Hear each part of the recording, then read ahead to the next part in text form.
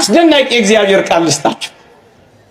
የዕብራውያን መልእክት ምዕራፍ 1 ቁጥር 14 እንዲህ ይላል። የቤት ስትገቡ አንብቡት። ዕብራውያን መልእክት ምዕራፍ 1 ቁጥር 14 እንዲህ ይላል፣ ሁሉ መዳንን ይወርሱ ዘንድ ለማገዝ የሚላኩ መናፍስት አገልጋዮች አይደሉምን ይላል። ወገኖቼ ዕብራውያን ምዕራፍ 1 ክብር ይግባውና በጌታችንና በመላእክት መካከል ያለው ልዩነት ያብራራል። ስለ ጌታችን ሲናገር አንተ ከጥንት ምድርን መሰረት ሰማዮችም የእጆች ሥራዎች ናቸው ይልና ስለ መላእክት ሲናገር ግን መላእክቱን አገልጋይ መናፍስቱንም የእሳት ነበልባል የሚያደርግ ይልና ቁጥር 14 ላይ ስትሄዱ ሁሉ መዳንን ይወርሱ ዘንድ ለማገዝ የሚላኩ መናፍስት አገልጋዮች አይደሉምን ይላል። ማንን ነው እንደዚህ የሚለው? መላእክትን ምን ይላቸዋል? መዳንን እንወርስ ዘንድ ለማገዝ የሚላኩ መናፍስት አገልጋዮች ይላቸዋል። እየሰማችሁኝ ነው? ምንን እንወርስ ዘንድ? በሞቴ ሁላችሁም በሉልኝ። ምንን እንወርስ ዘንድ? መዳንን እንወርስ ዘንድ ለማገዝ ይልላቸዋል። ወገኖቼ መዳናችንን እንድንወርስ የሚያግዙንን አትፈልጉምን? እየሰማችሁኝ ነው? አንተ የሚያግዝን አትፈልግምን? አንቺ የሚረዳሽ አያስፈልግሽምን? እንዴ እግዚአብሔር ለመዳናችሁ ያስፈልጓችኋል እያለ አያስፈልገኝም የሚል ትውልድ ከየት የመጣ ነው ወገኖቼ? ሁሉ መዳንን ይወርሱ ዘንድ ለማገዝ የሚላኩ የእግዚአብሔርን ፍቅር ተመልከቱ። መዳናችንን እንወርስ ዘንድ መዳናችንን እንፈጽም ዘንድ እግዚአብሔር የሚያግዙን መላእክትን የሰጠ። የሚያግዝህን ታባረር ይሆን?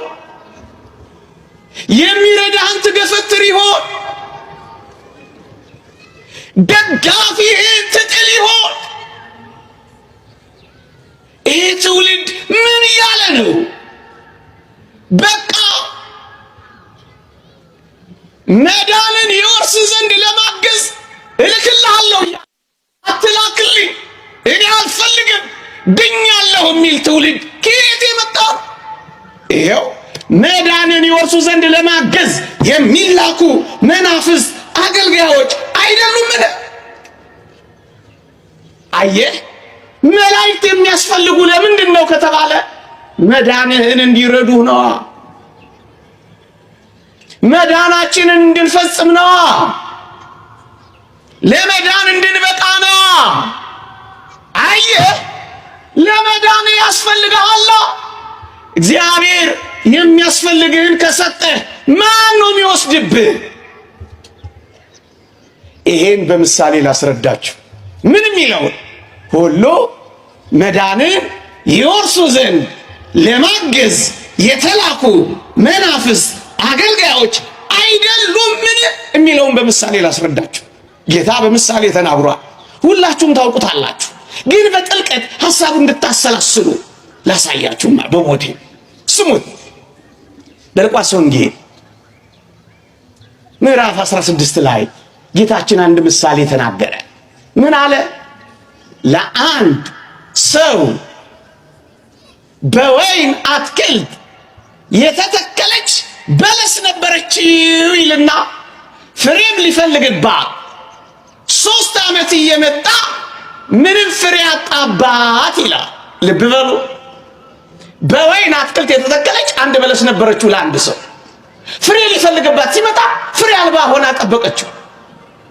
የወይን አትክልት ሰራተኛውን ምን አለው መሰላችሁ? ቁረጣ፣ ለምን ደግሞ መሬቱን ታጎሳቁላለች አለው ይላል።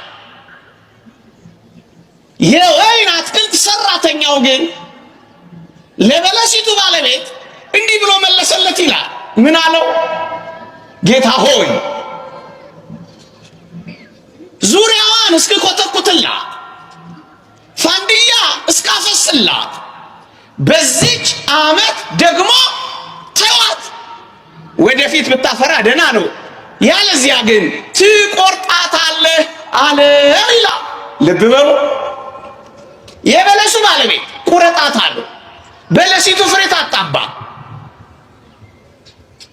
የወይን አትክልት ሰራተኛ፣ የወይን አትክልት ጠባቂው ግን ምን አለ መሰላችሁ?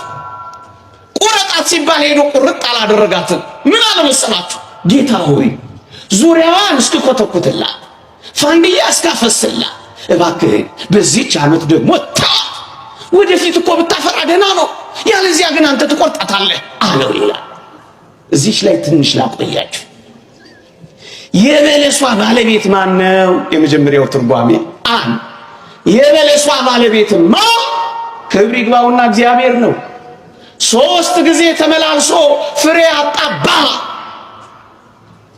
ጌታችን ነው። በኢሳይያስ ምዕራፍ 5 ላይ እነሆ ለወይኔ ያላደረኩል ምንድን ነው? ቅጥርን ቀጠርኩላት፣ ማስሁላት፣ ወይን ታፈራ ዘንድ ጠበቅኳ፣ እሷ ግን ሆምጣጣ ፍሬ አፈራች አላት። የበለሷ ባለቤት እግዚአብሔር ነው። አንድ ሰው የተባለው እሱ ነው። በለሷ እስካላችሁኝ ለጊዜው እስራኤል ዘሥጋ ለፍጻሜው እስራኤል ዘነፍስ ነው። በለስ የተባሉ እስራኤል ናቸው ይላል መጽሐፍ ቅዱሳችን ሲተረጎም። ሶስተኛውና እኔ ማተኮር የፈለኩት የወይን አትክልት ሰራተኛው ወይም የወይን አትክልት ጠባቂው ማነው ነው ጥያቄው። ወገኖቼ በዚህች ዓመት ደግሞ ተዋት፣ ወደፊት ብታፈራ ደህና ነው፣ ያለዚያ ግን ትቆርጣታለህ አለው ብሎ እድሜ ያስጨመረላት እንዳትቆረጥ የረዳት ዙሪያዋን የኮተኮተላት ፍሬ እንድታፈራ ንፋስ የከለለላት አረም የነቀለላት ያገዛት ማን ነው ጥያቄው። ልብ በሉ። ሁሉ መዳንን ይወርሱ ዘንድ ለማገዝ የሚላኩ መናፍስት አገልጋዮች አይደሉምን የሚለውን ቃል ያዙና ዙሪያዋን እኮተኩትላታለሁ፣ አረሙን እነቅልላታለሁ፣ ንፋሱን እከላከልላታለሁ፣ ፋንድያ አስታቅፋታለሁ፣ አግዛታለሁ ያለው ማን ነው ጥያቄው። በጥቂት ነጥቦች እሱን ላሳያችሁ። የእስራኤል ጠባቂ የነበረው ማን ነው? ማን ነው ጠባቂ? ማን ነው ሰራተኛ ካላችሁኝ የእግዚአብሔር ቃል እንዲህ ይላል። ኦሪት ዘጸአት ምዕራፍ 23 ቁጥር 20 ላይ እነሆ እኔ በመንገዴ ይጠብቅ ዘንድ መልአኬን በፊት እሰዳለሁ ይላል። ልብ በሉ። ሲያምፁበት ሊቆርጣቸው ሲል በመንገድ ሁሉ የመራቸው ደመና ጋርዶ ነበልባል አብርዶ በመንገዳቸው ሁሉ ያገዛቸው ለእስራኤል ማን ነው ካላችሁኝ የእግዚአብሔር መልአክ ነበር። በመንገዴ ሁሉ ይጠብቅ ዘንድ መልአኬን እልካለሁ ያለው የእግዚአብሔር መልአክ ጠባቂያቸው ነበር። ሁለተኛ በለሱ እስራኤል የሰው ልጆች ከሆኑ ዘንድ በእያንዳንዱ የሰው ልጆች ለእያንዳንዱ የሰው ልጅ አጠገቡ የተሰጠው ጠባቂ ማነው ካላችሁኝ አሁንም ደግሞ አለው የእግዚአብሔር መልአክ ነው። በማቴዎስ ወንጌል ምዕራፍ 18 ቁጥር 10 ላይ ከነዚህ ከታናናሾቹ አንዱን እንዳትንቁ እግዚአብሔር ቃል አንሳላችሁ። የሉቃስ ወንጌል ምዕራፍ 15 ቁጥር 10 እንዲህ ይላል፣ ምን ይላል? በአንድ ኃጢአተኛ ንስሐ መግባት በሰማያት ባለች ጉባኤ በመላእክት ጉባኤ ዘንድ ምን ይሆናል? በሞቴ ሁላችሁ ምን ይሆናል? ደስታ ይሆናል ይላል አይልም? እስኪ ልጠይቃችሁ፣ በሰማይ ጉባኤ ዘንድ ድል ባደረጉ ቅዱሳን ይልቁንም በከበሩ መላእክት ፊት ታላቅ ደስታ የሚደረገው የአንድ ኃጥእ ንስሐ መግባት በምድር ላይ ቢታወቅ ነው ባይታወቅ ነው? ንስሐ የምንገባው በምድር ላይ አይደለም።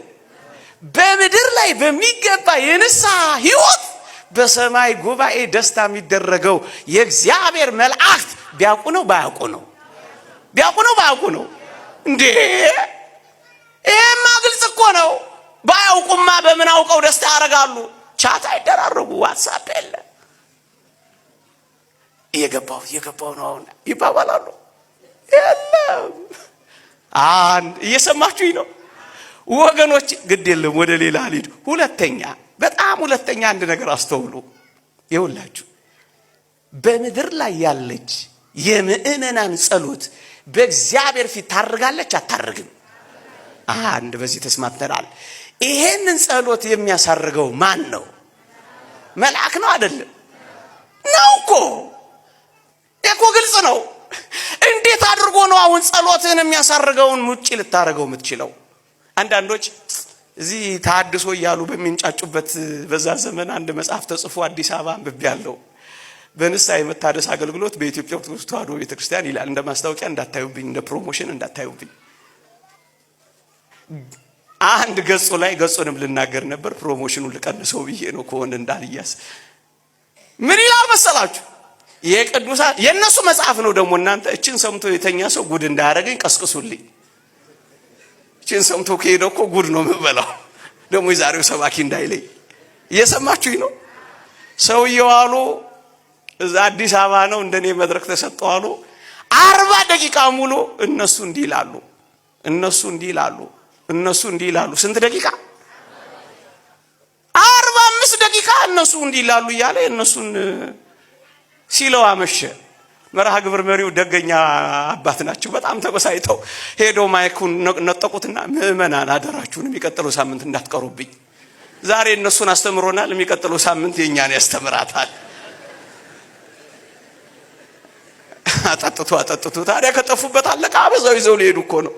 እና ቀስቅሱልኝ አልኳችሁ ወድጄ መሰላችሁ? ነቃ ብሎ የነሱን ሲሰማ ከዛ ከተኛ ሳይሰማኝ ምን ይላል? የነሱ ተነስታችኋል?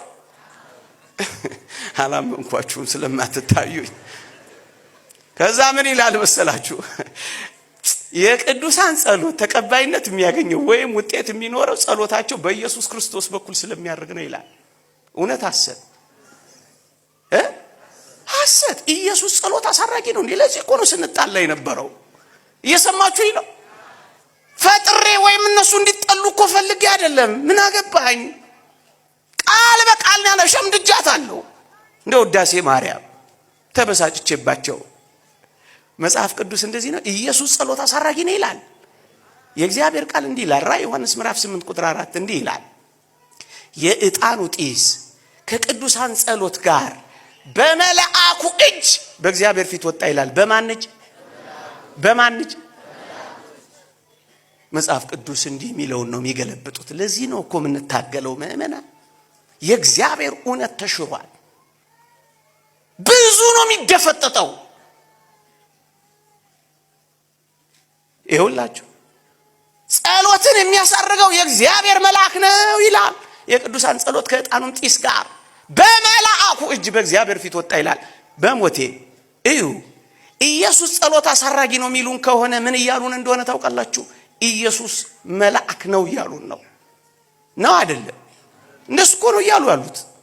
ለዚህ ነው እኛ የምንጣላው። ማለት እንዴት መሰላችሁ? ለምሳሌ የሂሳብ አስተማሪያችሁ if a is equal to b if b is equal to c ቢል ዜን a ከb ጋር እኩል ቢሆን b ከc ጋር እኩል ቢሆን a ከc ጋር ምንድን ነው? እኩል ነው አይደለም? ተዋችሁት እንዴ? እኩል ነው እኮ ነው አይደለም? ይኸውላችሁ ኢየሱስ ጸሎት አሳራጊ ነው ካሉ፣ ጸሎት የሚያሳርገው ደግሞ መልአክ ነው ካለ መጽሐፍ ቅዱስ፣ ኢየሱስ ምን ማለት ነው? እነሱ የሚሉት ነው። አንተ ደግሜ መልአክ ነው እያሉ ለዚህ ነው የምንጣላው። እየሰማችሁኝ ነው? እኔ የምፈልገው ግን ቁም ነገር ምን መሰላችሁ? የቅዱሳን ጸሎት በመላእክት የሚያርግ ከሆነ የሚያሳርጉትን ጸሎት ያውቁታል አያውቁትም? ይሄማ ነውር ነው። ቆርኔሌዎስ የተባለውን ያደግሰው ታስታውሱም? መሰዊያው አጠገብ ሆኖ ምን እንዳለ? ምጽዋትና ጸሎት በእግዚአብሔር ፊት አረገ ያለው ስላሳረገለት እኮ ነው። መልአክ እኮ ነው ይዞልኝ ሄደው እና አቆም ማለት እኮ ጸሎት አርግም ማለት እንደሆነ ታውቃለህ።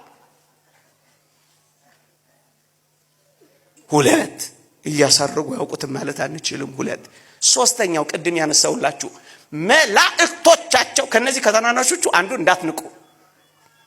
እንዳትንቁ። ምክንያቱም መላእክቶቻቸው ዘውትር በሰማያት ያለውን የአባቴን ፊት ያሉላችኋለሁ። አጠገባቸው ምን አለ? መናቃቸውን ያላዩ ይሰማል አይሰማም? አጠገብ ካለ እንዴት አያውቅም?